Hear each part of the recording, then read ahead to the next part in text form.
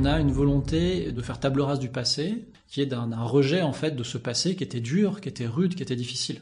Et donc le ciment et la brique et le parpaing ensuite, ce sont des matériaux qui sont vus comme modernes et comme porteurs d'autre chose, de matériaux sains, etc. Et donc il y a un grand basculement et ces bâtiments sont en grande partie détruits et remplacés par des matériaux industriels. Et il y a une honte en fait qui est associée à ce matériau, de dire bon, la terre crue c'est bien, mais pour les pays en voie de développement. Mais il faut aussi voir que la ville, elle est aujourd'hui pensée pour le béton et pour le parpaing. Elle n'est pas pensée pour d'autres matériaux. Et si on ne repense pas la ville de manière à pouvoir intégrer d'autres matériaux de construction, on n'y arrivera pas. En fait, il y a plein de terrassiers qui se rendent compte du non-sens en fait de sortir toutes ces terres et de les jeter. Je vais sortir 10 000 tonnes, 100 000 tonnes de mon chantier, je ne sais pas où les mettre, vous ne voulez pas tout prendre. Si demain on avait la volonté, en prenant ces flux de matière, on pourrait construire l'intégralité des logements, des constructions avec de la terre. Aujourd'hui, nous allons parler du matériau le plus convoité, mais aussi le plus controversé de la transition écologique, la terre. La terre est convoitée pour son rôle central dans plein de domaines de la transition écologique, tels que l'agriculture, le captage de carbone, la préservation de la biodiversité, mais aussi et surtout pour ses nombreuses qualités pour le secteur de la construction, telles que l'inertie thermique, son aspect local et bas carbone, ainsi que son aspect 100% circulaire. Mais la terre est aussi un matériau controversé car elle constitue aujourd'hui le déchet le plus abondant et le moins valorisé du secteur de la construction. De plus, pour la majorité des professionnels du bâtiment et du grand public, la terre est considérée comme ce matériau archaïque qui n'a plus sa place dans nos bâtiments. Mais pourquoi la terre crue est tombée dans l'oubli en moins d'un siècle alors qu'elle était le matériau de construction principal pendant 10 000 ans? Et pourquoi est-elle le matériau le plus prometteur pour la transition écologique en cours et à venir? Vous êtes sur le podcast Circular Métabolisme, le podcast pour mieux comprendre le métabolisme de nos sociétés et leurs impacts socio-écologiques. Et pour parler de ces sujets, j'ai le plaisir d'accueillir Erwan Amar. Erwan est ingénieur des travaux publics de l'État et docteur en génie civil. Ses recherches portent sur l'utilisation des terres d'excavation pour la construction en terre crue.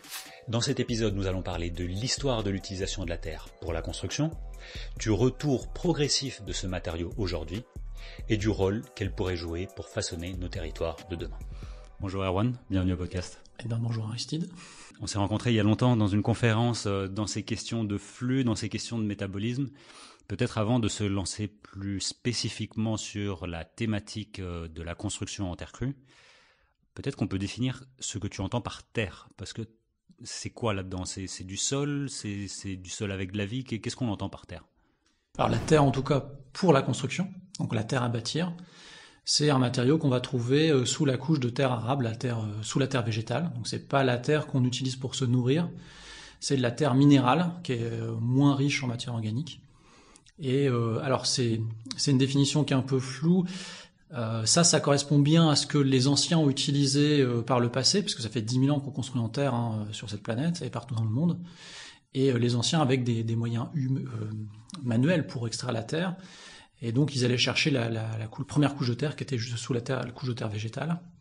Aujourd'hui, avec les moyens mécaniques qu'on a, on peut les creuser beaucoup plus profondément. Et en gros, une terre à bâtir, c'est tout ce qui n'est pas une terre végétale et qui est suffisamment meuble et contient suffisamment d'argile pour avoir de la cohésion. Et donc ça peut être du sol, mais ça peut être aussi du sous-sol, c'est-à-dire des couches géologiques, des couches de roches, des roches meubles bien évidemment. Donc ça c'est pour être un petit peu précis sur la définition, mais en gros c'est tout ce qui va être suffisamment meuble pour être retravaillé manuellement et qui contient un minimum d'argile pour apporter de la cohésion. Donc nous, les caractéristiques qu'on recherche dans cette terre, c'est que ça soit plus ou moins grâce à l'argile que ça colle, et puis suffisamment structurel avec de la roche. C'est un peu les deux extrêmes qu'on essaye de chercher. C'est ça, donc on a besoin d'avoir un squelette granulaire, donc des éléments qui apportent de la cohésion. Pas de la cohésion. On a besoin d'avoir des éléments granulaires qui apportent un squelette granulaire, et puis on a les argiles et les limons, qui sont des particules beaucoup plus fines, qui elles apportent cette cohésion entre les grains. Je fais sur ce parallèle entre le château de sable et le château de terre. Un château de sable, c'est des grains de sable qui collent grâce à de l'eau un peu, mais quand l'eau s'en va parce que il y a trop de porosité dans le château de sable s'effondre. Quand c'est un château de terre, il y a des porosités très fines, très petites, il y a des argiles qui collent aussi à l'intérieur du matériau, et c'est ce qui fait qu'il reste toujours un tout petit peu d'eau à l'intérieur, donc c'est l'eau plus les argiles qui collent la matière, et c'est ce qui fait que le château de terre, lui, fonctionne. Une grande partie de la muraille de Chine est faite en terre, et donc le château de terre, ça marche. Tu as parlé que ça fait environ 10 000 ans qu'on utilise ces techniques de construction. Il y en a beaucoup. Il y a le torchis, la bauge, la daube, le pisé. Enfin, est-ce que tu peux présenter un peu les différents types de construction avec de la terre crue? Et tu as parlé de la muraille de Chine. Est-ce que tu peux aussi nous faire un peu un historique? Est-ce qu'elles ont apparu tout en même temps? Est-ce qu'elles viennent petit à petit et tout ça? On va le faire avec l'histoire des techniques. Alors c'est une histoire hypothétique, hein. C'est des résultats de travaux d'archéologie. On n'a pas encore tout découvert, d'autant plus que les fouilleurs ont confondu pendant très longtemps la terre, le matériau qui a été utilisé pour bâtir, et la terre de l'encaissant du site archéologique. Et donc on a une prise de conscience des archéologues depuis une vingtaine d'années de la présence de ce matériau. Donc c'est pas le début, mais enfin on n'a pas encore énormément de données.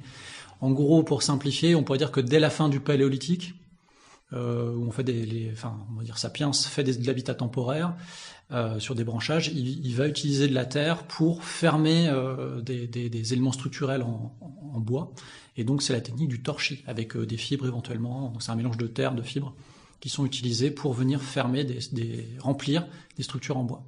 Donc c'est probablement la première technique en terre qui apparaît, et elle apparaît probablement, hein, ça c'est assez hypothétique parce qu'on n'a pas trouvé de traces archéologiques, mais très probablement que ça apparaît déjà dès le Paléolithique, fin Paléolithique. Et à la Révolution néolithique, là où Sapiens se sédentarise élève du bétail, élève des cultures, là en fait il va se fixer dans des lieux et il va bâtir de l'habitat qui n'est plus temporaire. Et dès le tout début du néolithique, la terre est présente comme matériau de construction, aux côtés de la pierre, du bois, des fibres, tous les matériaux naturels. Mais la terre est très présente. Et les premières techniques sont du torchis, et assez rapidement, on a la technique de la bauge qui apparaît, qui était a priori utilisée comme fondation pour les éléments torchis. Donc c'est un peu comme du torchis, c'est un mélange de terre et de fibres, mais cette fois-ci, il n'y a plus de structure en bois. On fabrique des mottes de terre, on vient empiler les unes sur les autres pour former un mur porteur directement. Ça, c'est la technique de la bauge. Ensuite, après, assez rapidement, toujours au début du néolithique, alors pourquoi et comment, je ne saurais pas dire, mais on peut imaginer qu'ils aient formé des mottes de terre un peu plus régulières, qu'ils les aient oubliées, laissées sécher au soleil, et donc ça formait des briques sèches. Ces briques, en fait, sont cette technique de la daube. Cette technique apparaît à ce moment-là. Et donc ce sont des briques qui sont maçonnées pour former un mur. Alors bien évidemment, en même temps, on a du mortier qui est utilisé pour maçonner les briques, qui est utilisé aussi pour maçonner de la pierre, et puis des enduits en terre qui sont utilisés. Ça, c'est les premières techniques qui apparaissent. Et après, il faut attendre 6000 ans avant d'avoir une nouvelle technique qui apparaît, qui est la technique du pisé. Alors, où le pisé est inventé, on ne sait pas trop, si c'est en Chine, si c'est en quelque part sur la Méditerranée, dans les Méditerranées, on n'a pas encore de conviction là-dessus. Mais en tout cas, le pisé, c'est une technique qui est assez différente des autres, puisqu'il s'agit cette fois-ci de travailler la terre non plus dans un état plastique ou visqueux, qui permettait de travailler facilement la matière et de laisser en fait le séchage densifier la matière et apporter de la cohésion. Cette fois-ci, c'est une énergie mécanique apportée par l'homme qui va rapprocher les grains les uns des autres. Dans un coffrage, on va venir mettre de la terre dans un état plus sec et on va compacter la terre, on va la damer. Et donc c'est là qu'apparaît la technique du pisé. Et puis, alors après, c'est des choses on est à l'Antiquité, on va dire autour de l'an 0, peut-être un peu avant. Et puis des choses qui sont très récentes, même si elles datent du XXe siècle, début du XXe siècle, c'est la technique du bloc de terre comprimé. Cette fois-ci, on fait du pisé, mais par petits blocs, des petites briques. Il fallait inventer pour ça des machines mécaniques qui permettent de comprimer la matière. C'est quelque chose qui avait été pensé dès le XIXe siècle, mais qui a été une réalité qu'à partir du milieu du XXe siècle. Et une autre technique qui apparaît aussi au XXe siècle, qui se démocratise beaucoup, c'est la terre allégée, qui est une évolution du torchis, et qui a un matériau qui est très léger. C'est beaucoup de fibres, un tout petit peu de terre pour tenir ces fibres, pour produire un matériau isolant. Et c'est que les besoins d'isolation, c'est plutôt des évolutions sociétales qui conduisent à développer ces produits-là, parce qu'on souhaite avoir des bâtiments qui soient plus isolés. On a d'autres manières de vivre dans l'habitat qui nécessitent ces matériaux. Et tu disais, donc, ces techniques de construction, on ne sait pas exactement où est-ce qu'elles apparaissent, est-ce qu'en même temps elles sont partout dans le monde, mais voilà, c'est quand même omniprésent à quelques degrés de type de technicité, ou à quelques degrés, j'imagine que la terre utilisée se ressemble un peu partout, quoi. Il n'y a pas vraiment des spécificités aussi. Bon, en fait, quand on est géologue, quand on est pédologue, spécialiste des sols ou des matériaux, enfin, on voit des grandes disparités. Je prends un exemple comme ça. On a un travail en ce moment en Catalogne.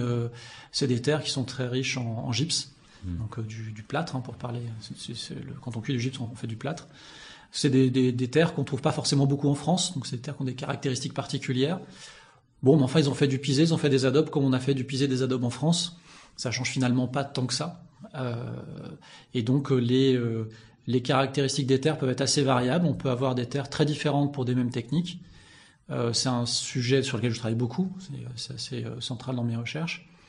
Je vais pas nous détailler à fond tous ces sujets-là parce que ce sera un petit peu compliqué. Mais en gros, une terre, à partir du moment où il y a un minimum de cohésion, parce qu'il y a un minimum d'argile, et qu'elle permet d'être mise en œuvre suffisamment facilement pour une technique de mise en œuvre, alors elle est utilisable pour construire. En gros, si je comprends bien, les premières constructions, les premières villes, c'était quand même de la terre à l'époque ? C'est ça, donc les premières villes attestées, c'est-à-dire des ensembles avec des milliers d'habitants, avec une structure sociale organisée. C'est pas un hameau avec trois fermes. Donc c'est Jéricho et c'est Çatalhöyük qui sont alors Jéricho c'est au Proche-Orient et Çatalhöyük en Turquie. Ces villes, elles sont faites en adobe. Donc c'est le matériau emblématique du néolithique et de la révolution néolithique au Proche-Orient. Parce que des révolutions néolithiques, il y en a sur plein de continents différents. Chacun a développé un peu la terre est présente partout, sur tous les continents.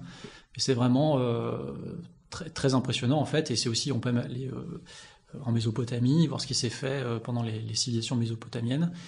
Il y a énormément de constructions en terre, parce qu'en fait la pierre est absente, elle est assez loin, elle est en Iran. Le bois est très loin, il est au Liban aussi. Et donc entre le Tigre et l'Euphrate, donc cette région, finalement, c'est la terre qui est disponible et c'est la terre qui est abondamment utilisée. Et de manière massive, de manière très organisée, très structurée, avec de la terre qui est utilisée pour des temples, pour des bâtiments de défense militaire. Donc il y a une manière d'utiliser cette matière pour en faire des fortifications, en faire des lieux sacrés, etc. C'est possible. Ouais. Les ziggourats, etc. Enfin, ouais. Quand est-ce qu'on a arrêté plus ou moins d'utiliser la terre ? Est-ce que c'est le ciment ? C'est à partir de la chaux, du ciment ? Enfin, qu'est-ce qui a fait qu'on a basculé à un moment vers un autre type de matériaux dans nos contrées proches, disons ? Alors en fait, c'est des arrêts et des redécouvertes de la terre. En fait, c'est l'histoire de la construction en terre en général depuis 10 000 ans. Sur tous les territoires, on a développé des techniques, et puis ensuite, parce que d'autres matériaux sont rentrés en concurrence, ou étaient plus adaptés, on va dire, la terre a disparu à certains secteurs, puis elle s'est redéveloppée ailleurs, et puis elle est revenue sur le même secteur avec d'autres techniques. Donc c'est une histoire en fait un peu sans fin. Il faut pas imaginer qu'il y a une histoire linéaire depuis le néolithique où on a tout fait en terre, et puis qu'au XXe siècle on a tout arrêté et que tout s'est fait avec du béton. Mais il y a quand même un virage assez fort, assez marqué, avec le développement des produits industriels. Donc en particulier le ciment et la brique cuite qui se développe de manière importante fin 19e, début 20e. C'est quelque chose, une transition qui se fait sur du long terme quand même, c'est pas brutal. Et on va prendre l'exemple par exemple de ce qui se passe en Vendée, dans le Marais breton vendéen. Donc c'est un lieu qui est assez rude, assez dur.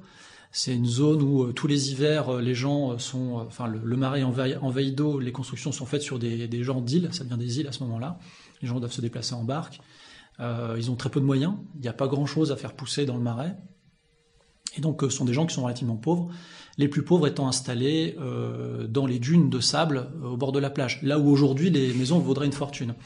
Mais à l'époque, en fait, c'est les plus pauvres qui s'installent là, parce qu'en fait, on peut rien faire trop pousser dans le sable. C'est pas des lieux super appréciés. Et les gens construisent avec ce qu'ils ont sous leurs pieds, c'est-à-dire de la terre. Et cette terre, elle n'est absolument pas adaptée. Alors pas absolument, puisqu'on a réussi à le faire. C'est pas une super terre à construction. Donc ils font des murs assez trapézoïdaux, assez bas. Donc ils font avec ce qu'ils ont.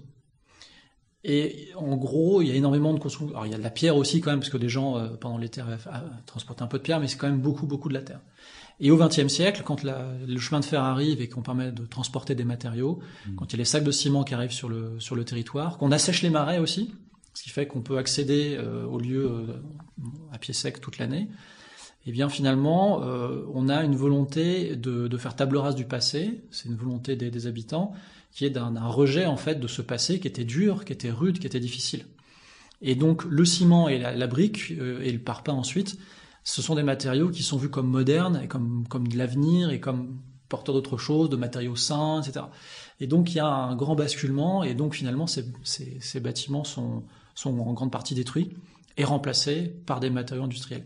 C'est un peu schématique parce que c'est vraiment un exemple assez poussé, assez pas caricatural, mais c'est pas ce qui s'est passé sur l'ensemble du territoire. Mais de manière générale, il y a eu cette volonté au XXe siècle de se tourner vers des matériaux modernes. Aujourd'hui, on dirait innovants. Et donc, d'essayer de passer à autre chose. Et il y a une honte en fait qui est associée à ce matériau. C'est un marqueur social aussi dans certains territoires. C'est pas toujours le cas. Faut pas caricaturer les choses. Il y a des châteaux qui sont faits en terre. Mais disons qu'il y a cette volonté de passer à autre chose et d'aller vers la modernité et donc d'être moderne. Quand son voisin a fait quelque chose d'un peu nouveau, on est un peu jaloux du voisin et on a envie de faire comme lui.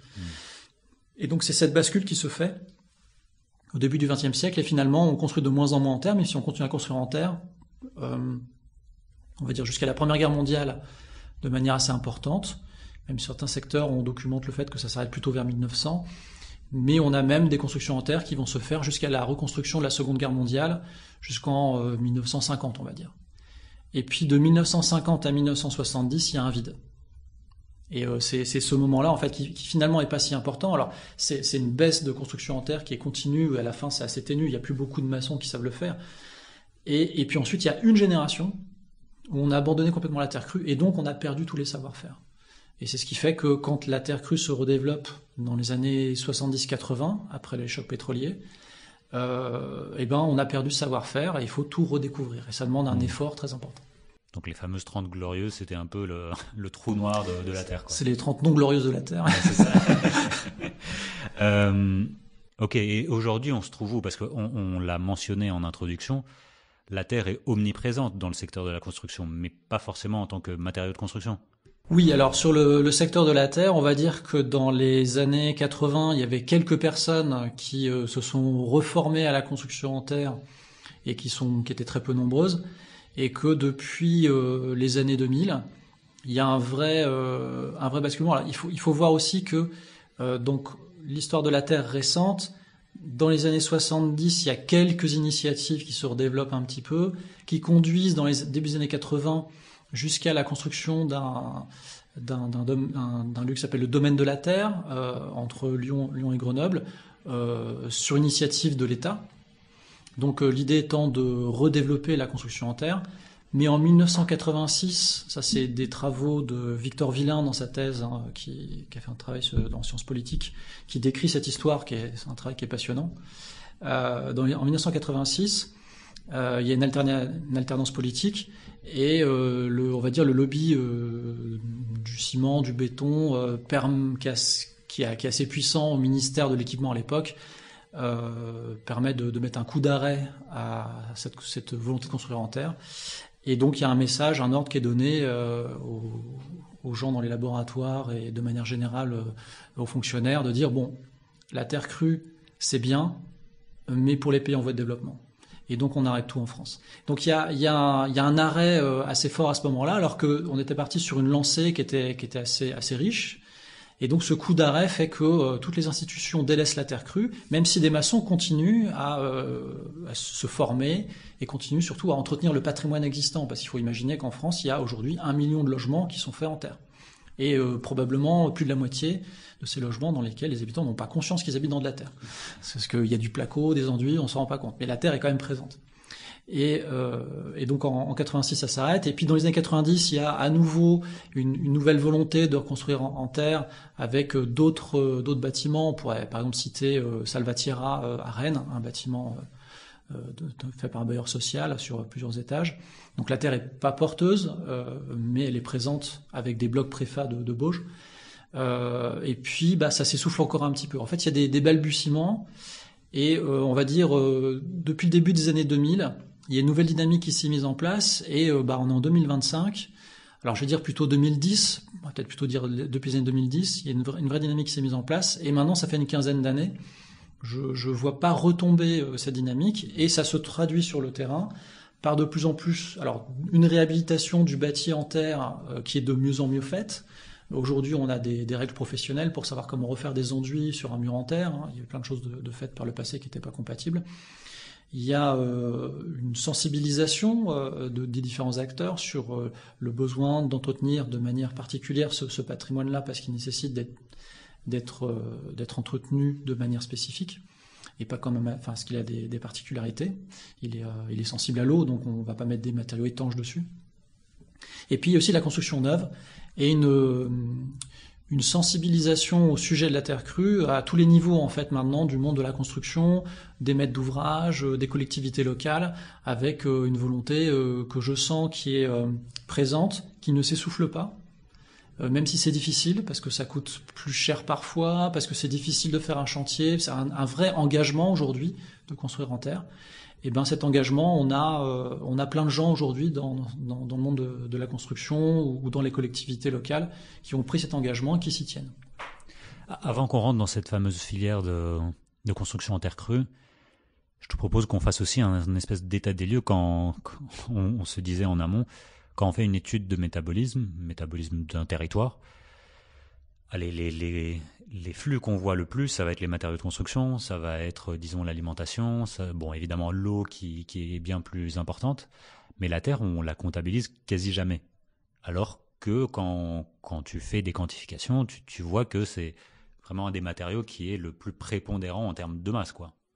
Est-ce que tu peux nous expliquer un peu où se situe ce matériau, quel est ce matériau d'excavation, les déblais, les remblais, etc. Qu'est-ce qui se passe là-dedans ? Alors c'est vrai moi j'ai découvert ça en travaillant sur la terre crue, je n'avais pas conscience de ces flux. Je me suis posé une question bête, les maçons disaient tous et j'étais convaincu, de la terre il y en a partout, il y en a plein. La question que je me suis posée c'est il y en a plein, combien, comment parce que dire il y en a plein, bon.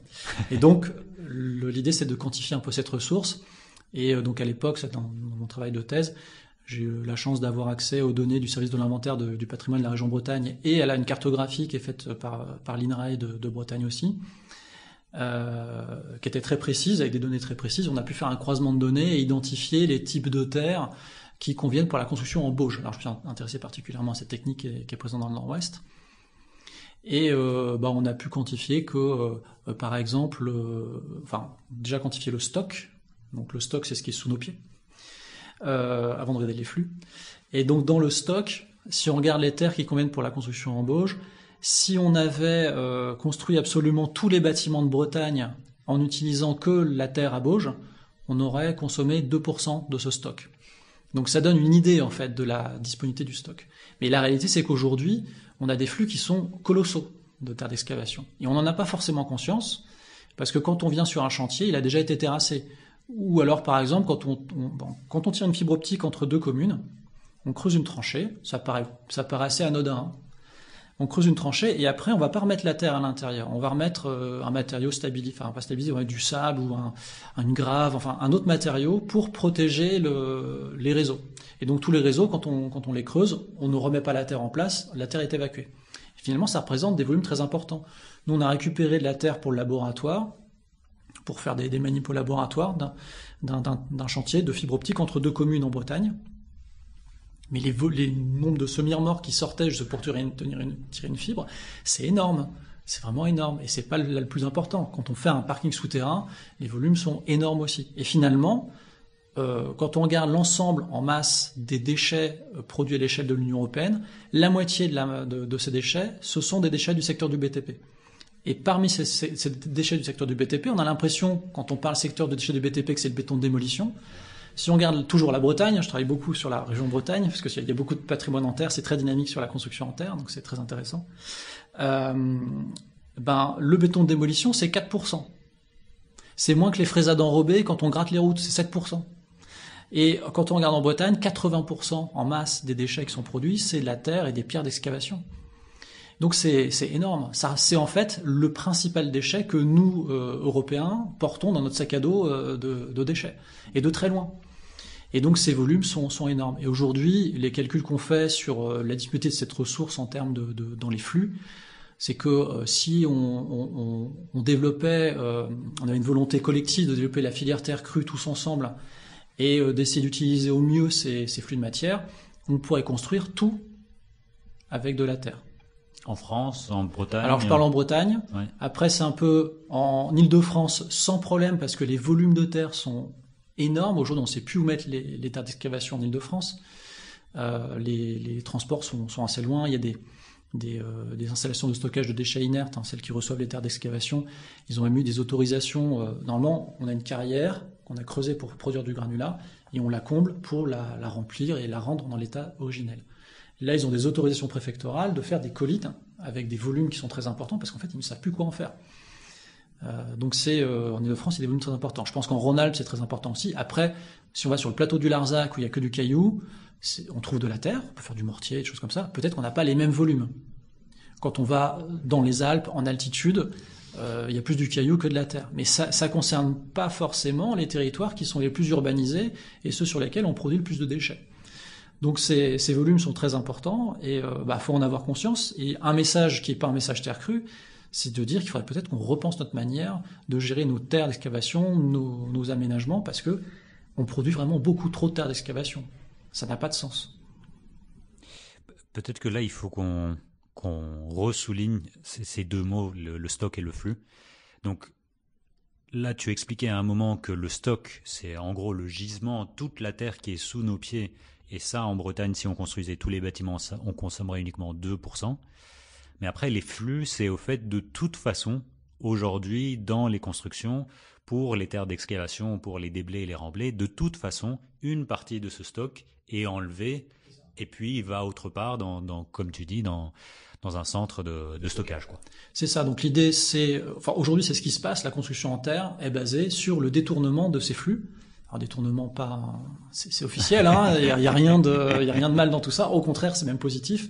C'est-à-dire que quand sur un chantier on excave de la terre, elle doit aller dans une installation de stockage de déchets inertes qui est en moyenne à 30 km. Bien évidemment, ça change en fonction des territoires sur lesquels on est. Eh bien, un chantier de construction en terre, il va aller chercher un gisement qui généralement est à 1 ou 2 km. Ça veut dire que pour le maître d'ouvrage qui produit ce déchet, plutôt que d'avoir à payer le transport sur 30 km, il sera très content de détourner quelques camions, alors c'est pareil, c'est légal, de détourner quelques camions, de venir les emmener sur l'autre chantier qui est situé à 1 ou 2 km, et de donner cette terre gratuitement, parce qu'il va faire des économies. Parce que la mise en décharge, elle coûte aussi de 10 à 50 euros la tonne. Donc il faut payer le transport aller-retour, il faut payer la mise en décharge. Et collectivement, nous devons payer aussi l'impact environnemental et l'impact de la destruction des réseaux, parce que des smirmors qui tournent sur des routes de campagne, ça a un coût aussi. Ouais. Donc c'est ça. Donc l'idée, c'est on a des flux qui existent, qui sont très importants, c'est d'en détourner une partie. Le malheur en fait de la construction en terre, c'est que la quantité de flux qu'on est capable de détourner, elle est infime par rapport aux volumes monstrueux qui sont produits. Et c'est ça qui est un peu problématique, c'est-à-dire que si on était capable de détourner au moins 10 à 20% de ces flux, eh bien les terrassiers seraient très intéressés de collaborer avec les terreux. En fait, il y a plein de terrassiers qui se rendent compte du non-sens en fait de sortir toutes ces terres et de les jeter. Et ils aimeraient bien proposer autre chose.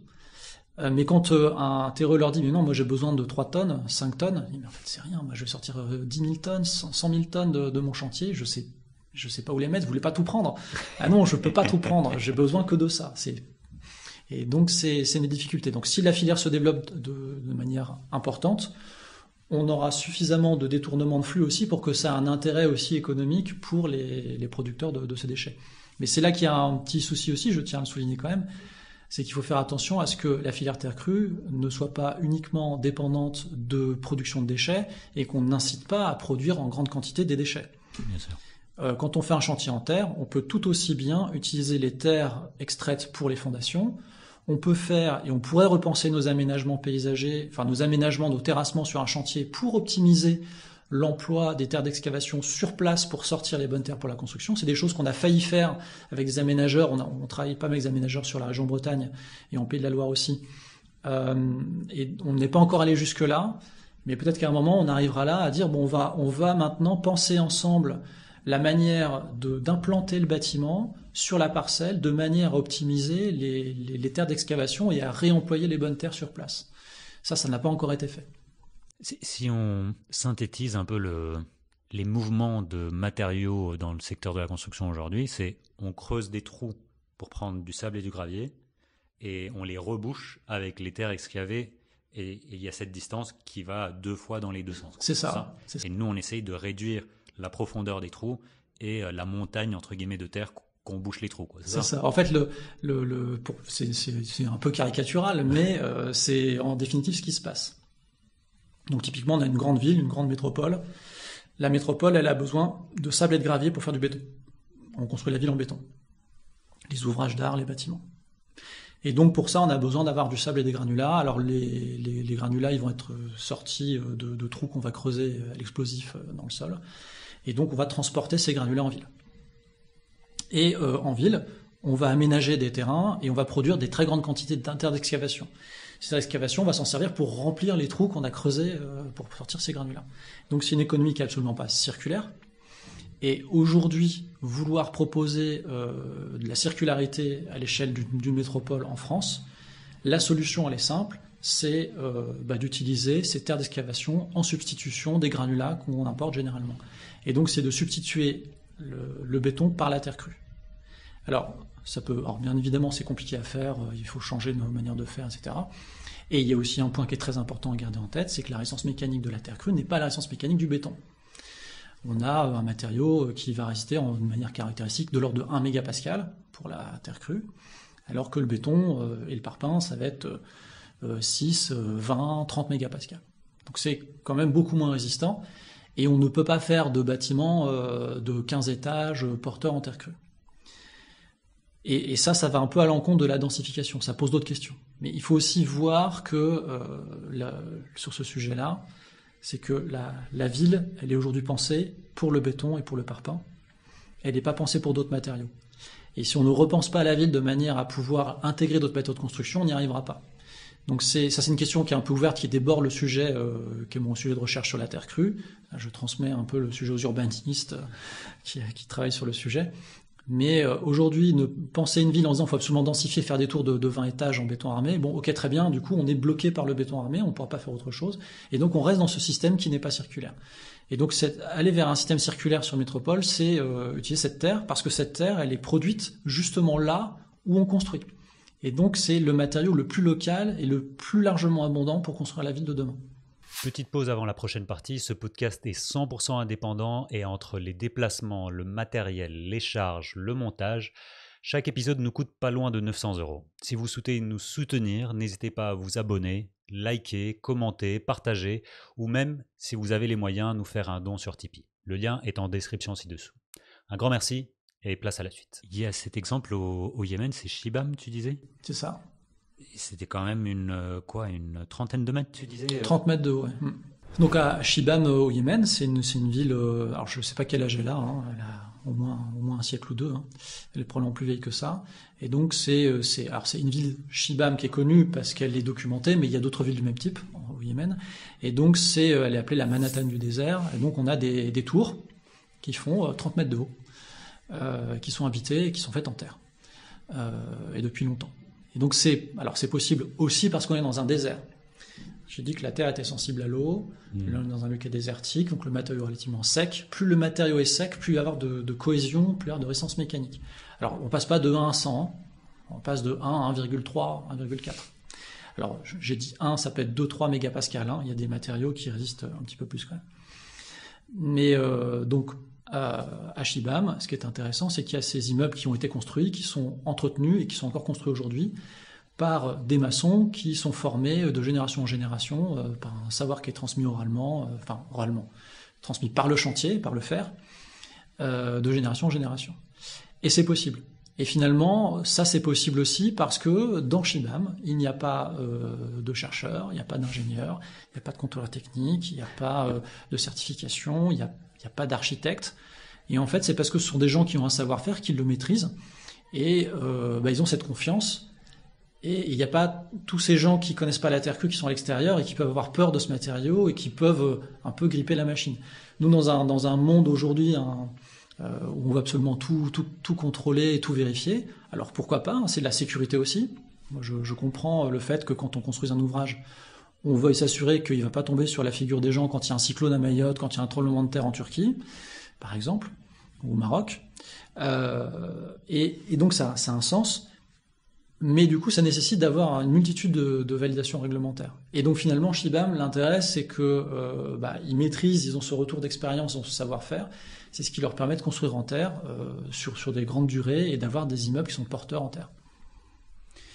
Donc, quand tu parlais de densification en Europe, on peut quand même densifier assez fortement, quoi. C'est pas... Alors, on peut monter en hauteur. Aujourd'hui, on ferait, alors sans difficulté, un étage, 2 étages, donc R+1, enfin rez-de-chaussée simple, R+1, rez-de-chaussée plus 2 étages, donc 3 niveaux, ça se fait. Il faut réunir une bonne équipe. Et puis rez-de-chaussée plus 4 étages. Bon, là, c'est un peu notre limite aujourd'hui. Aujourd'hui, je vois pas de chantier sortir de ce type-là. Techniquement, avec une bonne conception architecturale, il n'y a pas de raison qu'on puisse pas arriver à monter plus haut. Mais aujourd'hui, on construit très peu en terre crue quand même, c'est pas non plus une filière qui est extrêmement développée. Et donc déjà, réussir à faire passer des chantiers, c'est pas si simple que ça. Donc on n'en est pas encore à essayer, on n'est pas à la course à la hauteur, on en est à la course à faire passer les chantiers de manière un peu plus simple pour des chantiers plus petits. Par rapport au potentiel et par rapport à pourquoi on devrait massifier cette construction en terre crue, évidemment, on a parlé de l'intérêt massique, économie circulaire, c'est-à-dire au lieu de faire des déchets avec la terre, on pourrait l'utiliser comme matériau de construction. Qu'est-ce qu'il y a d'autre? Pourquoi c'est intéressant de construire avec la terre? Quels sont les autres points d'intention? Il y a plein de raisons. Et ça va être difficile de tout lister parce qu'on n'est pas encore au courant de tout. Ouais.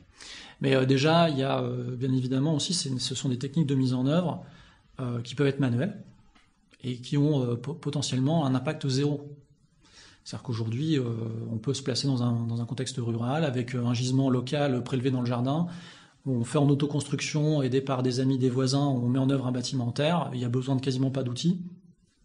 Et donc là, on est sur un impact zéro. Alors on peut dire oui, mais impact énergétique, CO2, enfin voilà. tous les impact environnemental, c'est ça. Donc vraiment avec pas d'impact. Alors il y a peut-être un impact sur le prélèvement de la matière à un moment, mais la biodiversité reprend sa place après, bref. Et donc potentiellement on a un procédé qui est zéro carbone. Alors bien évidemment, quand on veut commencer à aller faire 15 maisons ou des petits collectifs, faire plusieurs bâtiments, soit on a mobilisé plein de forces de travail, c'est pas dans l'air du temps. Aujourd'hui, on est dans une société où il faut absolument embaucher une entreprise qui fasse à notre place, mais par le passé, ça s'est beaucoup fait. Alors, il faut avoir conscience de ça. On a l'impression qu'aujourd'hui, la terre crue, ça peut être un peu plus cher parce qu'il y a beaucoup de main-d'œuvre. Ça coûtait beaucoup plus cher de faire un bâtiment en terre au 19e siècle, alors qu'on en construisait beaucoup, que de faire un bâtiment en terre aujourd'hui.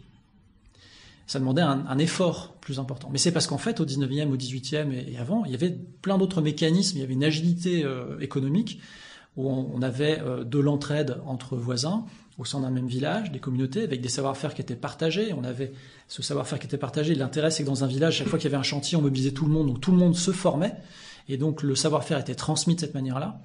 Et on avait cette entraide qui fonctionnait, qui s'est arrêtée au moment de l'exode rural, parce qu'on n'était plus sûr d'avoir encore un voisin qui soit disponible pour construire sa propre maison, donc les gens ont arrêté de le faire. Mais ça se redéveloppe avec les chantiers participatifs aujourd'hui.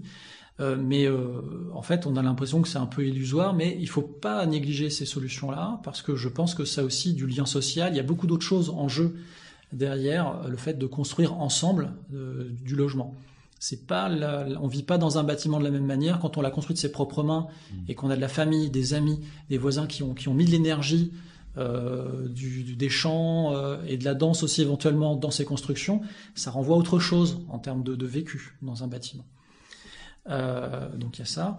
Et après, il y avait aussi au 19e, 18e siècle des solutions aussi où un riche propriétaire fermier, enfin pas un fermier justement, un propriétaire de terre ou un noble ou un bourgeois avait la capacité d'embaucher une entreprise pour faire l'intégralité de son bâtiment parce qu'il avait les moyens pour le faire.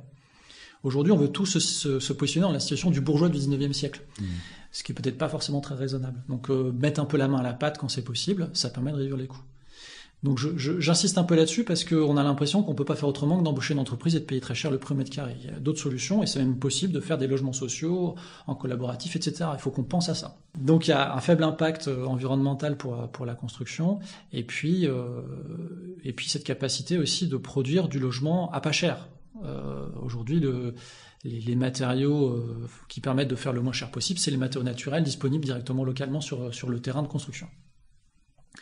Un autre avantage, c'est aussi le confort thermique hygrothermique que le matériau peut apporter. Alors la terre n'est pas, si on prend la terre massive, brute, massive comme du pisé et de la bauge, ce sont des matériaux, mais si dans la bauge il y a un petit peu de fibre, c'est pas ça qui va isoler. Ce sont des matériaux qui ne sont pas isolants. Ils isolent un peu mieux que du béton, mais pas aussi bien que du bois, pour essayer de positionner un peu les choses. Mais ce sont des matériaux qui apportent de l'inertie thermique. C'est-à-dire qu'ils sont massifs, il y a la masse, donc ils vont résister au changement de température, au changement d'humidité. Et dans notre contexte aujourd'hui de réchauffement climatique, ça a un vrai intérêt. On pense beaucoup isolation, donc on imagine qu'en isolant complètement un bâtiment, on va s'en sortir. On a peu de déperdition, c'est bien. Donc l'ingénieur, quand il fait son bilan, il y a peu de déperdition, donc on a peu de moyens, besoin de chauffage. Mais par contre, ces bâtiments, ils ont un défaut, c'est qu'ils sont capables à des moments de laisser rentrer la chaleur, et la chaleur est piégée dans le bâtiment, et on a des pics de température à l'intérieur des bâtiments qui sont trop importants. Il y a des exemples de gens en Bretagne, j'insiste beaucoup, c'est en Bretagne, j'en ai au moins 3 exemples de ce type-là, des gens qui ont des bâtiments qui respectent totalement la réglementation environnementale, les dernières réglementations en vigueur, et qui l'été, quand il fait un peu chaud, sont obligés de louer un autre logement, parce qu'ils ne peuvent pas habiter chez eux, parce qu'il y fait trop chaud. Et donc en fait, s'il fait trop chaud dans ces bâtiments, c'est parce qu'on a négligé cette inertie. On a besoin de limiter les déperditions, c'est évident. Et donc là, on a une solution aussi en terre, c'est la terre allégée, cette technique de construction en terre qui permet de faire de métaux isolants. Mais de l'autre côté, les murs massifs en terre permettent de résister au changement de température et d'humidité. Et s'ils le font bien, c'est d'abord parce qu'ils sont massifs, comme de la pierre, mais en plus de ça, c'est parce qu'il y a des argiles non cuites à l'intérieur. Et ces argiles, elles ont la capacité d'absorber, donc c'est de capter à leur surface et de restituer ensuite de l'eau.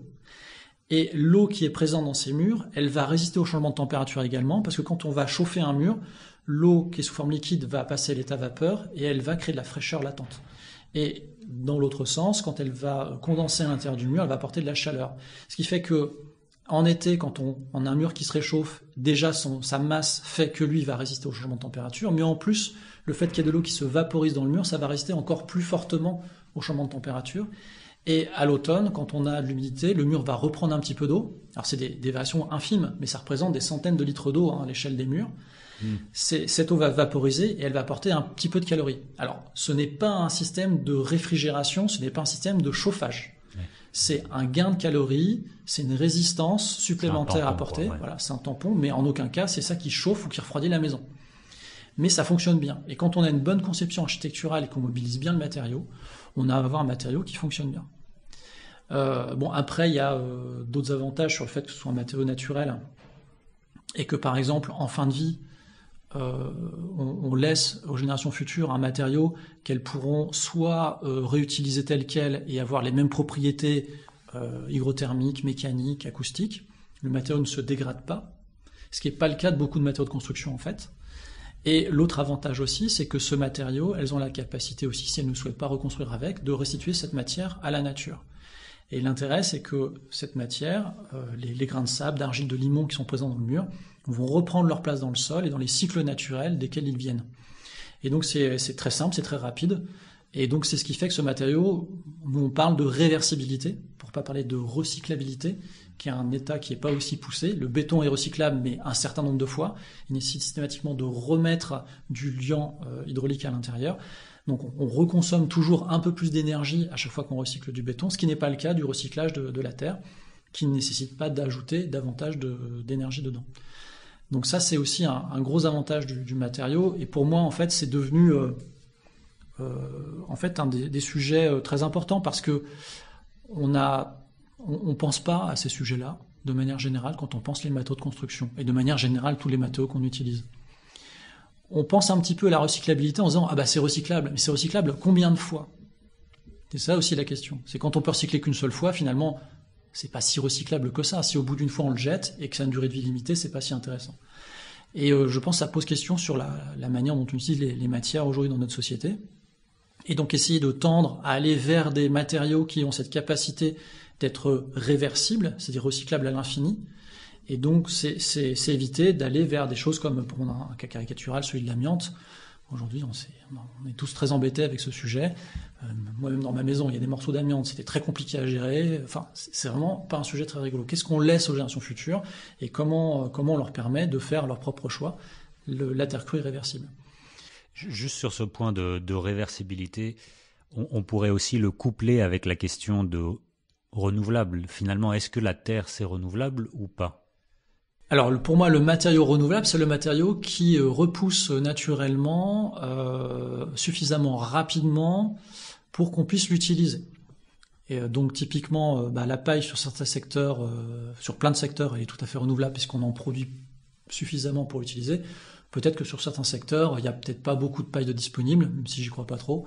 Je pense qu'on a tout ce qu'il faut. Donc les biosourcés sont matériaux renouvelables. La terre est un matériau qui ne se renouvelle pas si rapidement que ça. C'est de l'ordre, je veux dire des bêtises, mais je crois que c'est de l'ordre de quelques millimètres par siècle ou par millénaire. Bon bref, j'ai pas l'ordre de grandeur en tête, mais dans tous les cas, les terres qu'on connaît aujourd'hui, c'est un processus qui a duré à peu près 10 000 ans en moyenne. Et quand on prélève dans ce stock, on prélève le fruit d'un travail fait par la nature pendant 10 000 ans. Et donc c'est un matériau qui est fossile. C'est la raison aussi pour laquelle il faut faire attention à la gestion de cette ressource. On ne fait pas n'importe quoi avec de la terre. On permet aux gens futurs de pouvoir l'utiliser et donc on évite de mettre des matériaux qui soient artificiels à l'intérieur. Ok, donc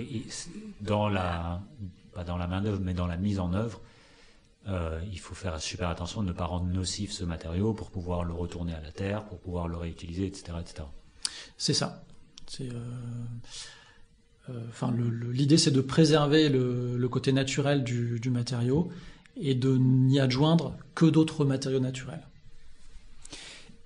Bon, disons que ça, c'est les côtés les plus évidents et les plus positifs, mais est-ce que tout est beau, tout est génial avec la terre crue? Est-ce qu'on peut tout remplacer? Bon, évidemment, comme tu as dit tout à l'heure, l'idée n'est pas de juste changer notre manière de faire d'un matériau à un autre, mais changer notre manière de faire dans le secteur de la construction complètement.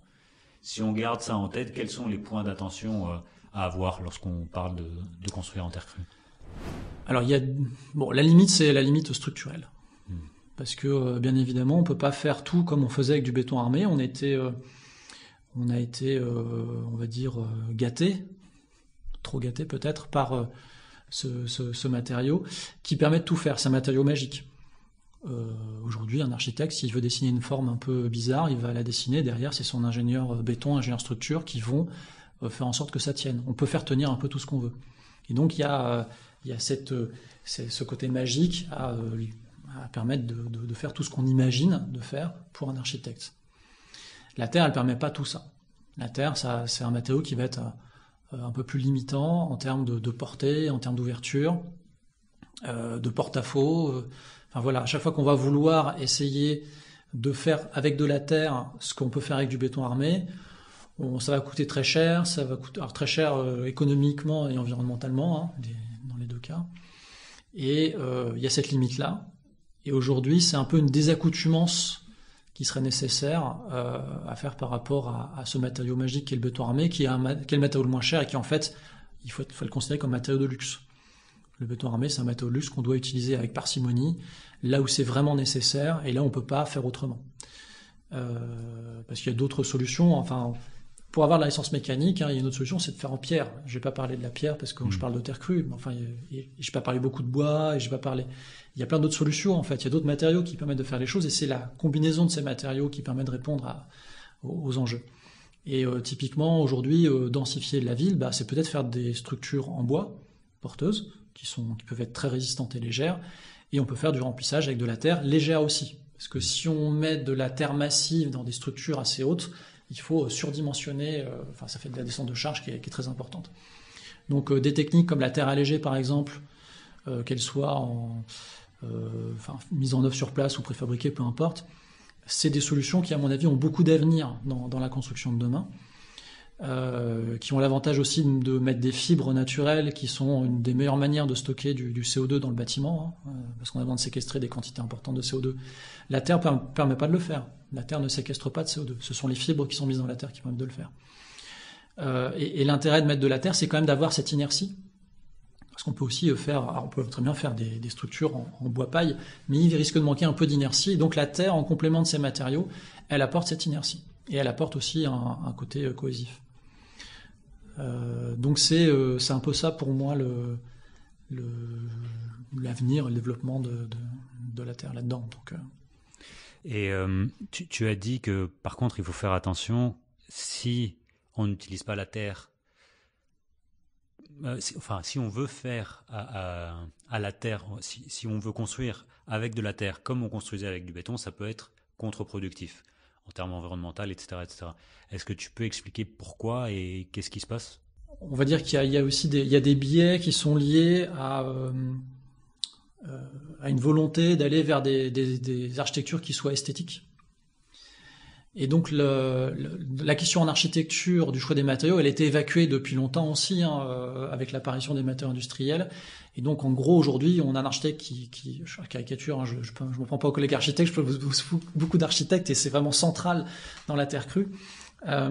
Mais il y a quand même ce côté où vous souciez pas du matériau, nous on sera là, l'industrie est là pour vous trouver des solutions. Dessiner des jolies formes, on va s'occuper de faire en sorte que ça tienne. Et donc cette manière de penser l'architecture aujourd'hui, elle est malheureusement encore assez présente. Et quand on veut faire à la terre des choses pour lesquelles elle n'est pas faite, on se retrouve à par exemple avoir des bâtiments qui n'ont pas de débord de toiture. Un bâtiment qui n'a pas de débord de toiture, c'est un bâtiment qui est exposé à l'eau de ruissellement en surface du mur. Et ça, un mur en terre crue, il le supporte pas très bien. On peut le faire, mais c'est-à-dire qu'il faut faire des enduits assez régulièrement dessus.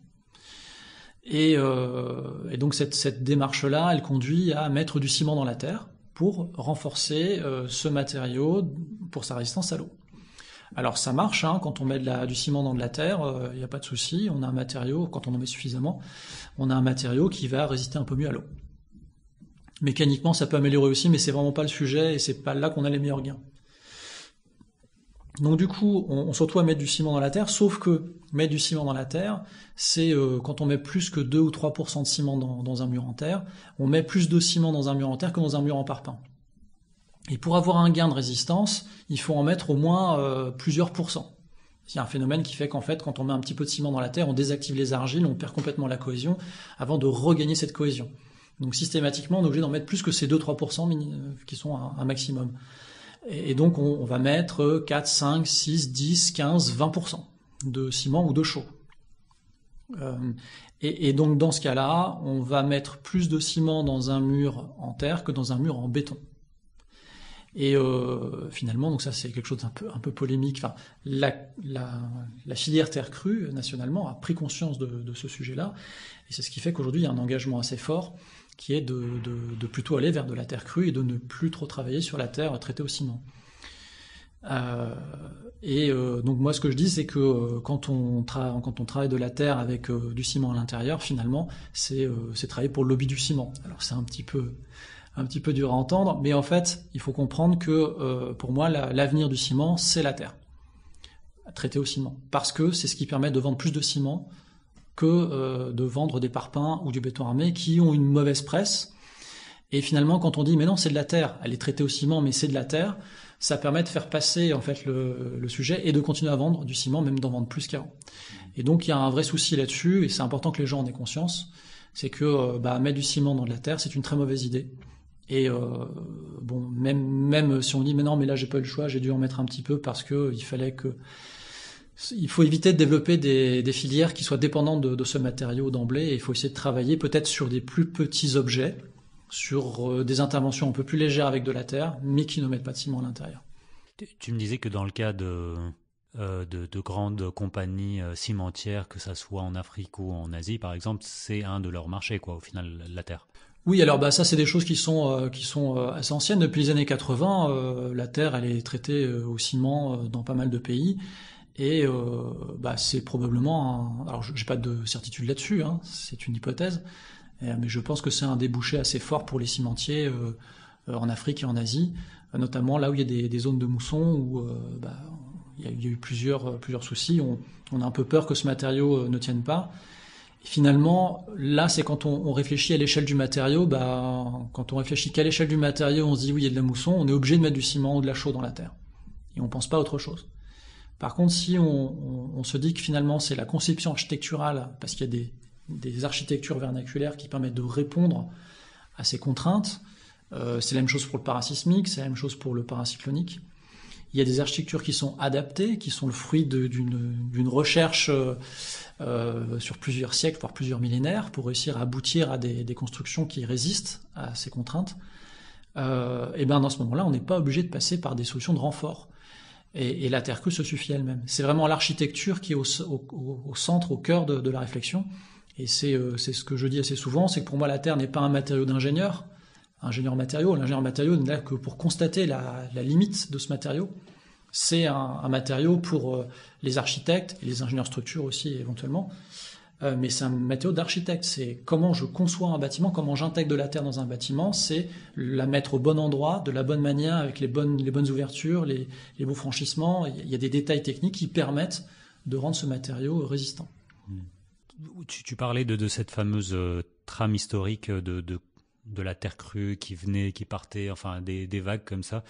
Et j'imagine que c'est vraiment ce dénigrement également de l'architecture vernaculaire qui a fait disparaître cette culture de l'architecture, et aussi avec un lieu, et aussi avec de la main-d'œuvre locale, etc., qui a disloqué au fait ces trois piliers pour arriver à du préfabriqué, à arriver vers de la facilité, etc., etc.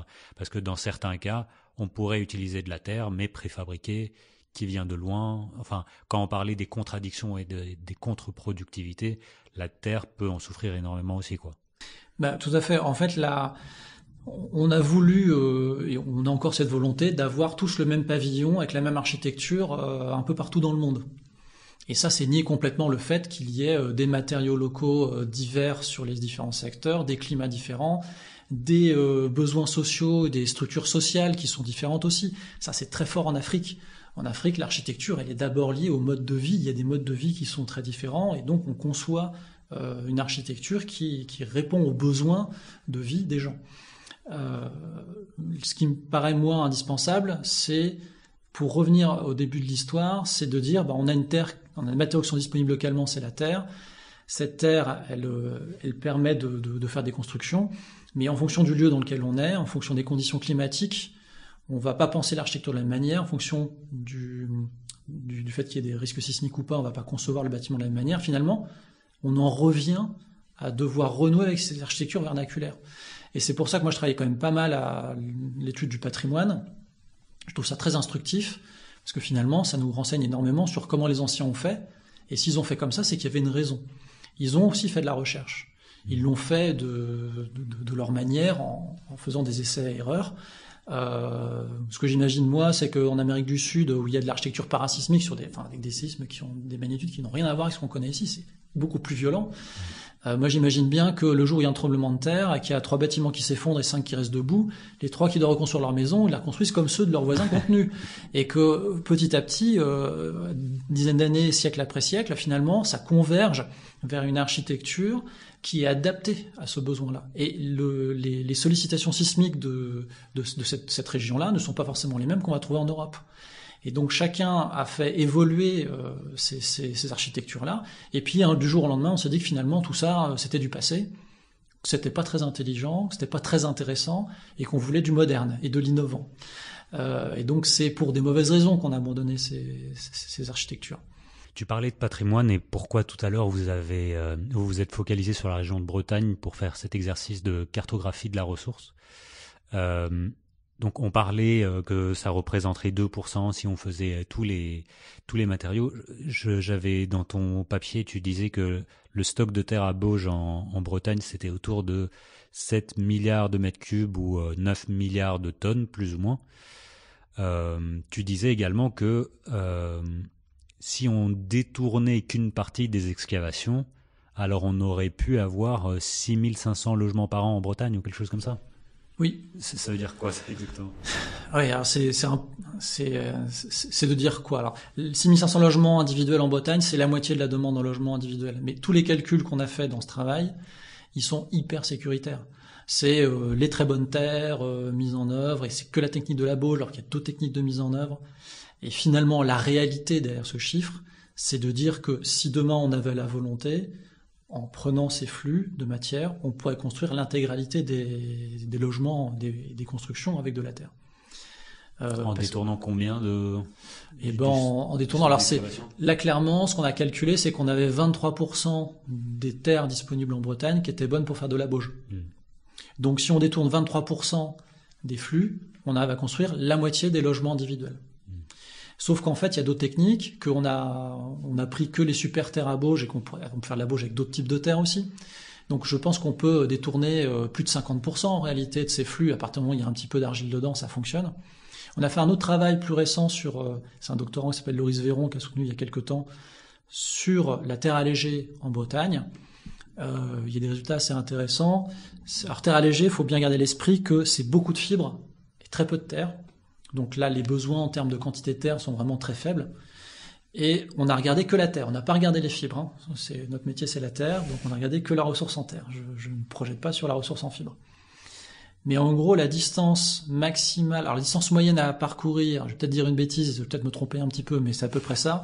La distance moyenne à parcourir pour trouver un stock de terre pour faire la terre allégée en Bretagne, c'est 1,8 km ou 1,2 km, voilà. À la limite, on met ça dans un sac à dos et puis on ramène ça sur le chantier, quoi. Et la distance la plus grande à parcourir en Bretagne pour trouver un stock de terre pour faire la terre allégée, c'est 2,5 km. Et ça, en fait, ça renseigne sur ce que ça veut dire quand on parle de matériaux locaux pour la terre crue. Quand on parle de matériaux locaux, c'est 1, 2, 3 km. On ne parle pas de matériaux local, ça vient de France, ou matériaux local, ça vient d'Europe. On est vraiment sur de quelque chose de local. Et sur les quantités de matière, ce qu'il a calculé, Loris, dans sa thèse, c'est que si on isolait les bâtiments qui doivent être isolés, et que dans le même temps, alors les bâtiments existants, et donc du patrimoine qui doit être isolé, et qu'en même temps, on isolait tous les bâtiments neufs qui étaient construits année après année, au bout de 7 ans, on aurait isolé tout le parc qui doit être isolé, et on aurait dans le même temps isolé quand même les bâtiments neufs qui sont construits, en prenant la ressource disponible. Ça veut dire que si on avait une vraie volonté collective d'y aller, on pourrait tout isoler en terre allégée, donc un matériau qui consomme pas d'énergie, qui stocke beaucoup de CO2, avec des terres qui sont hyper locales. On ferait tout, au bout de 7 ans, on aurait fait notre rénovation thermique pour la région Bretagne. Et je pense que ça correspond à notre horizon temporel de la transition écologique, hein. Et donc ça, si c'est possible en Bretagne, c'est probablement possible aussi sur plein d'autres secteurs. C'est assez hallucinant quand on écoute ces chiffres, enfin tellement... Dans les discours de transition écologique, c'est tout le temps la pénurie qui est là, c'est tout le temps un arbitrage entre ceci et cela, mais ça paraît être un peu trop beau pour être vrai, cette question de terre crue. Quels sont un peu les enjeux que tu vois pour passer à l'échelle, tu vois? Enfin, tu dis qu'à partir de 2010-2015, on voit vraiment qu'il y a un engouement et qu'il ne s'essouffle pas. Mais bon, je veux dire, si je veux construire ma maison demain en terre crue, ça paraît impossible, quoi. Enfin, je vois pas comment m'y prendre, je sais pas quoi faire, etc., etc. Qu'est-ce qui manque ou comment on fait pour structurer cette filière? Alors, la filière, elle se structure déjà. Il y a une confédération de la construction en terre crue qui regroupe, il y a des collectifs régionaux, des structures nationales aussi qui sont présentes. Donc la confédération, c'est la convergence de toutes les personnes de la construction en terre, tous les praticiens. Et on a bien identifié collectivement. Alors la confédération, qui n'existait pas encore à l'époque, a produit des guides de bonnes pratiques. La confédération s'est construite après la création de ces guides de bonnes pratiques, donc c'est sous l'impulsion du ministère de l'écologie qui a financé ce travail. Et donc on a fait des guides, moi je participais à ce travail-là, des guides technique par technique en expliquant ce que c'est que qu'est-ce que c'est que les règles de l'art pour construire en bauge, en pisé, en adobe, etc. Ce document n'est pas un document qui a été validé par une commission, c'est juste validé entre guillemets par le ministère de l'écologie, et c'est validé collectivement surtout par la profession. Donc c'est un document, déjà un premier texte de référence. Mais dans l'absolu, pour rendre les choses faciles, il faudrait qu'on ait des règles professionnelles. Par exemple, il y a d'autres solutions. Et le débat, je ne vais pas rentrer dedans, parce qu'il est assez compliqué. Les aspects réglementaires assurantiels, les verrous sont un peu difficiles à lever. Mais en gros, pour caricaturer, basculer ces guides de bonne pratique en règles professionnelles, ça permettrait l'assurabilité, par exemple, de ces techniques de construction. Mais ça, c'est à faire valider devant une commission d'assureurs. Et les guides de bonne pratique tels qu'ils existent aujourd'hui sont très bien faits quand on est un maçon ou un architecte, mais il n'y a pas les éléments quand on est un ingénieur de bureau d'études pour pouvoir faire les calculs de structure. Il y a quelques éléments de dimensionnement, mais qui sont vraiment faits pour les architectes et les maçons. Donc ça concerne des bâtiments de petite taille, ça ne concerne pas des bâtiments de grande ampleur, qui sont ceux, justement, qu'on doit faire valider devant un assureur, un contrôleur technique. Et donc c'est la raison pour laquelle, toujours sous l'impulsion du ministère de l'écologie, qui nous soutient sur ces sujets-là, on a lancé un projet national, qui s'appelle Projet national Terre Crue, qui a pour objectif la levée de ces verrous. Donc, alors je ne vais pas en parler pendant trop longtemps, mais en fait les verrous, pour les gens qui connaissent le secteur du bâtiment, il y en a plein. Il y a la réglementation sismique, acoustique, le feu. Pour l'assurance, il y a les pathologies qui peuvent apparaître, la solidité des ouvrages. Bon, tous ces sujets-là sont traités. Et on a d'autres sujets aussi, par exemple sur la socioculture. On a un axe de recherche qui s'appelle socioculture, parce que on constate bien que, c'est un maçon qui a dit ça de manière très juste, on aura beau produire toutes les normes et tous les guides de dimensionnement qu'on voudra demain, on peut essayer d'apporter une démarche très rationnelle et très rigoureuse. Demain, on ne construira pas plus en terre, parce que l'acceptabilité sociale sur un matériau naturel, elle n'existe pas encore aujourd'hui. On demande à quelqu'un dans la rue qu'est-ce que c'est qu'un bâtiment en terre, ils ne savent pas que ça existe. Et donc on a besoin d'essayer de faire prendre conscience aux gens que c'est possible, et on a besoin aussi de décortiquer un petit peu pourquoi est-ce qu'il y a une défiance à l'emploi de matériaux naturels pour la construction, qu'il y a une peur, une crainte, que moi, ça m'est permis depuis un certain temps, mais au début, quand je travaillais sur la construction en terre et que j'en parlais, j'avais des gens systématiquement qui me disaient « ça n'existe pas », et qui dans la foulée me disaient « ah oui, mais ça doit être pour les pays en voie de développement ». Et c'est très intéressant à la fois d'avoir des gens qui disent ça n'existe pas, donc ils pensent que ça n'existe pas, mais qui savent même si ça n'existe pas, que quand même c'est quand même fait pour les pays en voie de développement. Donc il y a quand même alors qu'ils connaissent pas, quoi. Donc il y a quand même une pression, des représentations, quelque chose qui se joue autour de l'image de ce matériau qui est très importante et qu'il faut travailler, et qu'il faut étudier. Et donc c'est l'objectif, entre autres de l'axe socioculture, mais qui travaille aussi sur d'autres choses, au-delà des représentations, c'est comment est-ce qu'on fait pour faire un chantier de construction en terre qui fonctionne, penser aussi le chantier, et puis de manière générale aussi, c'est d'autres avantages du sujet terre crue, c'est que on n'a pas la même ambiance sur un chantier terre que sur un chantier conventionnel. Il y a aussi plein de gens, des jeunes qui sont très motivés, qui veulent absolument travailler dans la terre, mais si demain on leur propose de faire du parpaing, ils s'en vont du secteur du bâtiment. Alors je critique pas le parpaing, c'est pas l'objet. Mais bon, c'est un exemple comme un autre.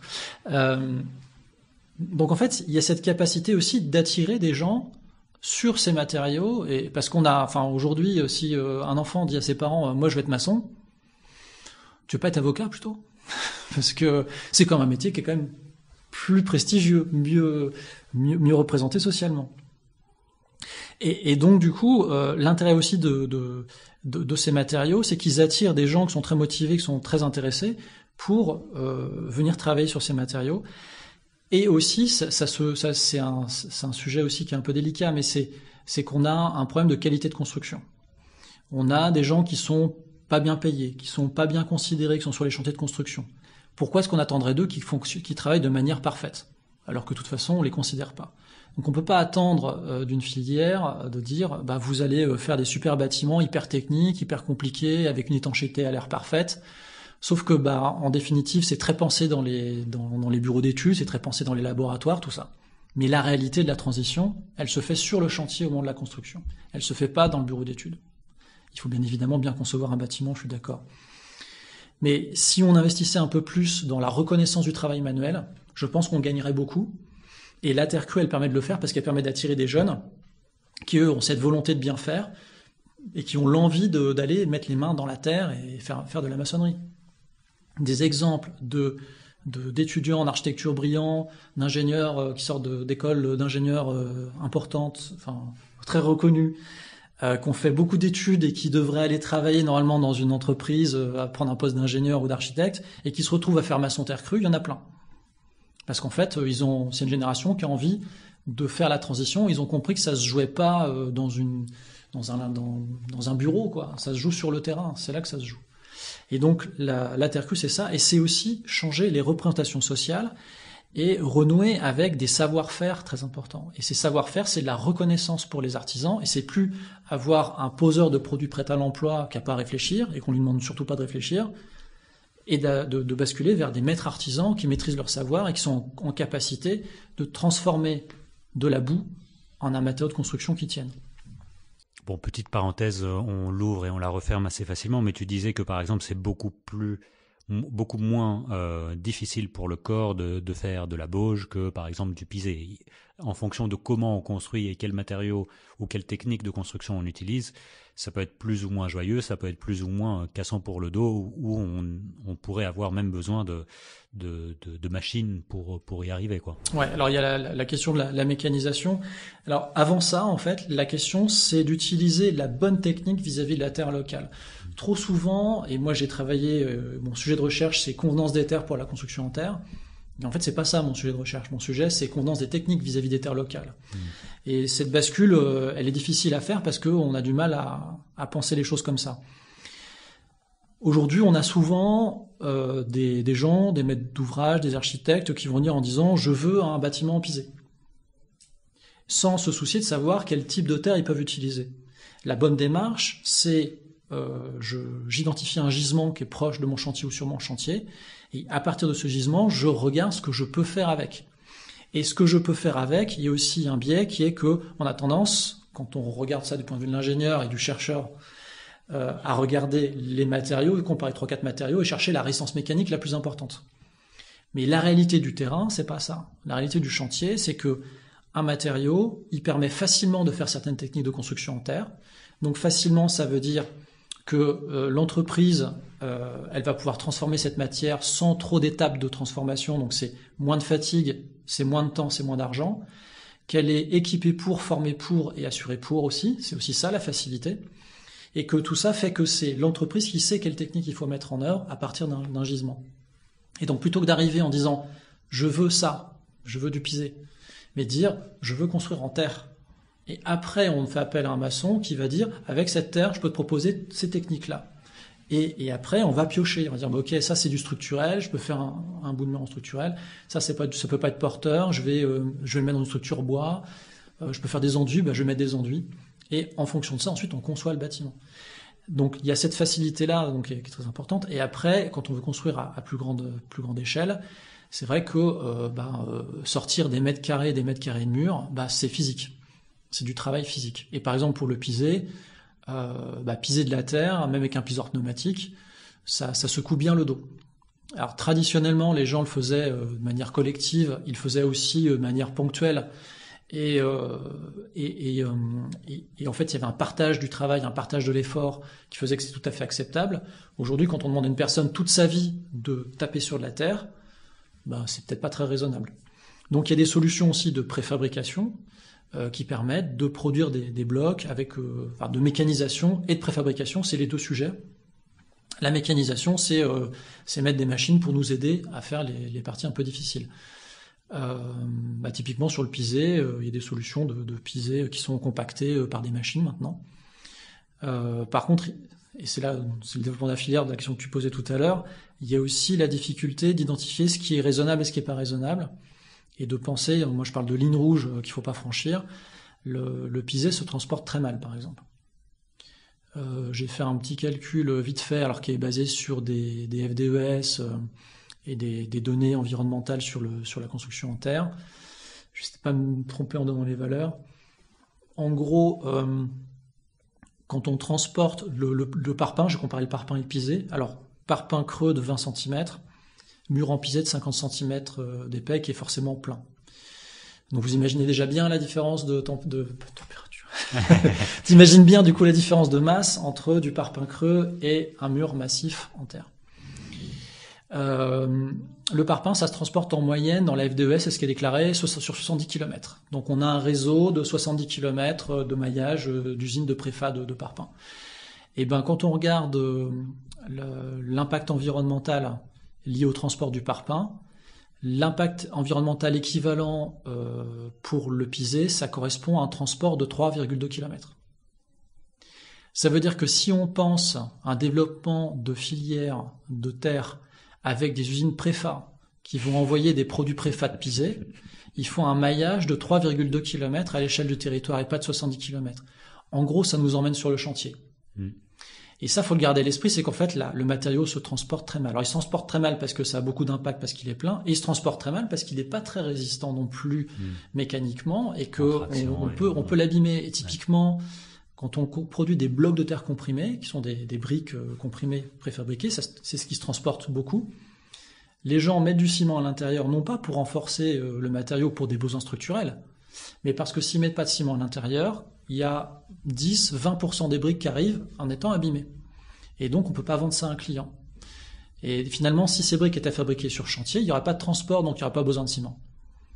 Bon, après, il y a du ciment pour d'autres raisons. Mais ce que je veux dire, c'est que la filière terre crue, c'est la penser nécessairement avec un développement qui soit sur chantier. Après qu'il soit mécanisé, préfabriqué, on a regardé en termes d'impact environnemental. Donc l'impact environnemental de la terre crue, c'est ciment transport, c'est énorme. Et ça fait complètement exploser les impacts environnementaux tout de suite, dès qu'on transporte trop et dès qu'on met du ciment ou de la chaux. Ensuite après, bien évidemment, si on mécanise, ça a un peu plus d'impact, mais il y a des manières de mécaniser qui font que ça reste tout à fait raisonnable. Et donc on peut penser à un développement de filière terre crue avec des outils sur les chantiers. Je voudrais qu'on touche peut-être un dernier point sur une question d'arbitrage. Éventuellement, en tout début d'introduction, je disais que quand même la terre, dans la terre j'inclus également la terre arable, mais ça reste un des matériaux les plus convoités, quoi. Enfin, le sol stocke du carbone, c'est là pour l'agroécologie, c'est là pour les terres en construction de terre crue. Enfin, voilà, il y a cette demande énorme en terre. Comment on gère? Est-ce qu'il faut qu'on fasse des arbitrages? Est-ce que, au final, comme tu as dit, la ressource est tellement énorme qu'il ne faut pas trop se soucier de ça? Comment tu vois cet enjeu-là? Alors, il faut déjà bien distinguer la terre végétale de la terre minérale. La terre végétale, de toute façon, c'est pas un déchet, puisqu'elle est systématiquement réutilisée, elle est vendue. Donc, nous, on n'en prend pas pour construire. On pourrait éventuellement imaginer des systèmes constructifs, mais ils seraient pas de super qualité. Il faut vraiment mieux prendre de la terre minérale. Et de la terre minérale, il y en a des quantités très importantes. Donc, il y a des gens qui utilisent la terre minérale pour en refaire la terre végétale dans des aménagements paysagers. Et par exemple, c'est Terra Innova avec qui on a déjà échangé, ils sont locaux sur Nantes, je connais un petit peu le directeur de l'entreprise, enfin le patron de l'entreprise, on a déjà échangé. En fait, il n'y a pas de concurrence. Les volumes sont tellement importants que même si eux ils prennent beaucoup, il nous reste largement assez pour construire en terre. Les volumes sont tellement importants qu'aujourd'hui l'enjeu, il n'y a pas de concurrence et au contraire, on a besoin face à un maître d'ouvrage ou un aménageur, quand on lui dit les volumes qu'on est capable de consommer nous sur tout ce qui va sortir, il trouve la réponse des fois un peu faible. Et donc s'il n'y a pas quelqu'un d'autre qui est à côté, qui vient pour consommer une autre partie de la ressource, des fois le maître d'ouvrage ne trouve pas ça forcément très intéressant de dépenser du temps et l'énergie pour ça. Alors dans les faits, on a un exemple sur la ZAC de Maisonneuve à Guérande qui était un des premiers sujets sur lesquels on a travaillé avec un aménageur. Parce que maintenant, on propose des solutions, le collectif terroir armoricain de valorisation des terres locales. Et donc, on intervient en amont des excavations, on identifie les sols, leur facilité d'usage, et les terres sont mises de côté pour le réemploi. C'est la première fois qu'on faisait ça là-bas. Là, on l'a fait, et tout n'a pas pu être mis de côté pour des raisons logistiques de chantier, parce que c'est pareil, c'est des pratiques qui sont un peu nouvelles. Et là, toute la terre va être consommée avec de la construction en terre. Donc, il y a possibilité de le faire. Mais il n'y a pas encore du tout moi, je ne vois pas du tout de concurrence à l'emploi de la terre, et même si d'autres gens veulent venir prendre ce gisement qui est monumental, qu'ils viennent, il n'y a pas de problème. Peut-être pour continuer à inspirer les gens, comme conclusion, on demande que ça soit un livre, mais peut-être une initiative ou quelque chose qui nous permet, ou alors une adresse pour aller se former d'Objectif Terre, par exemple, ou alors des chantiers participatifs. Est-ce qu'il y a quelque chose que tu voudrais faire passer comme inspiration pour continuer là-dedans? Alors, si c'est pour les gens qui nous écoutent et qui connaissent pas la terre crue, y a un truc qui m'a toujours surpris, enfin pas surpris tant que ça, c'est de voir la différence que les gens portent comme regard dans les secteurs où il y a de la construction en terre, du patrimoine en terre, et là où il y en a pas. Là où il y a du patrimoine en terre, donc par exemple la Bretagne, dans le bassin rennais, pour avoir fait des réunions avec des gens là-bas de différents horizons. Quand on est dans le secteur de la construction en terre, les gens sont sensibles déjà à la terre, et quand on en parle, ils écoutent, et en fait, ils ont souvent eu un vécu avec la terre. Leurs parents, leurs grands-parents ont habité, construit, ils ont vécu eux-mêmes dans de la terre, ils vivent dans de la terre, et ils ont ce rapport à la matière, et donc ils savent que c'est possible, et ils ont un affect aussi vis-à-vis de la matière. Et il se passe autre chose, et on parle un peu au cœur plutôt qu'au cerveau dans ce cas-là. Alors que quand on est dans des secteurs où il n'y a pas de construction en terre, ben les gens, ils en ont pas conscience, ils sont un peu plus réticents, un peu plus froids, et là, on parle au cerveau des gens en leur expliquant de manière rationnelle pourquoi c'est intéressant de le faire. Et donc, en fait, pour être touché par la terre, il faut mettre les mains dedans, il faut y aller. Donc, le conseil, ce serait d'aller d'aller voir en fait ces bâtiments en terre, peut-être de dormir au moins une nuit dans un bâtiment en terre, voir ce que ça fait. Parce que j'en profite en perspective aussi. Il y a un collègue qui est arrivé au laboratoire il n'y a pas très longtemps, qui travaille sur...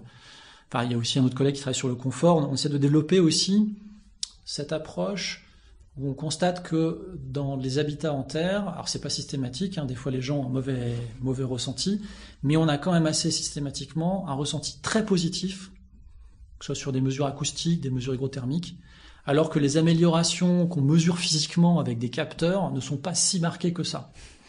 Et donc il se passe quelque chose avec la Terre qu'on ne sait pas expliquer aujourd'hui. Et le collègue s'appelle Fionn McGregor, qui vient d'arriver. Il a travaillé un peu, il lance un sujet de recherche sur le microbiote présent dans les murs. C'est un sujet qui est très peu connu. Mais en fait, il faut savoir que des bactéries, il y en a partout, et il y en a en particulier dans les murs. Et dans un mur en terre, dans certains murs en terre, il y a un microbiote qui est largement plus diversifié que n'importe quel autre type de matériau. Et il se passe peut-être quelque chose aussi avec ce microbiote. Donc, les gens connaissent peut-être ces histoires de microbiote qu'on a dans les intestins. Donc il y a des interactions qui se font. Donc c'est purement des hypothèses, on ne sait pas trop quoi en dire encore aujourd'hui, mais il y a peut-être des interactions particulières qui se font. Et par exemple, le fait qu'il y ait de l'asthme ou des allergies qui se développent de manière importante, c'est montré scientifiquement, c'est lié au fait qu'on n'est plus en contact avec certaines bactéries de la ferme. Et peut-être qu'il y a un bien-être, un confort qui peut venir aussi du fait de ce microbiote présent dans les murs en terre. C'est un exemple de choses, et on a encore peut-être d'autres surprises et d'autres choses à découvrir, mais qui font que je pense que ça a du sens quand les gens nous disent « mais c'est un matériau naturel », ça veut dire bien d'autres choses que juste c'est un matériau qui sort pas d'une usine. Il se passe d'autres choses, et je pense que renouer, ça peut pas s'apprendre dans un livre, ça s'apprend quand on est en contact avec la matière. Donc allez au contact de cette matière, faites-vous votre propre opinion. C'est pas 100% des gens qui seront hyper contents, d'autres seront très contents avec la pierre, d'autres très contents avec le bois, chacun doit trouver sa matière. Mais je pense que c'est par là que ça passe, la resensibilisation à la matière. Merci Erwan. Merci à toi. Et merci à vous toutes et tous d'avoir regardé jusqu'au bout. Si vous avez aimé cet épisode sur la construction de terre crue, vous allez peut-être aimer l'épisode avec Guillaume Habert on avait parlé non seulement des matériaux géosourcés, mais aussi biosourcés et aussi du ciment. Donc je vous invite à aller le voir. Merci et à très vite pour un prochain épisode.